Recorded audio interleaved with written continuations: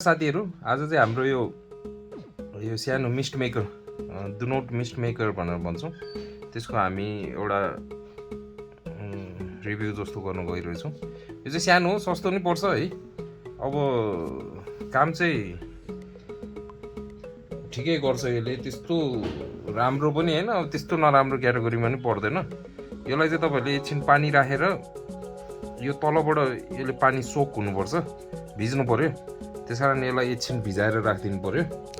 राखेपछि किनकि नभिजेपछि यो अलिकति राम्रो चलेन भन्ने धेरै कुराहरूको धेरै गुनासो पनि छ। अनि त्यो गरेपछि हामीले यसलाई पावर दिएपछि यसको यतिसम्म चाहिँ मिस्ट आउँछ है।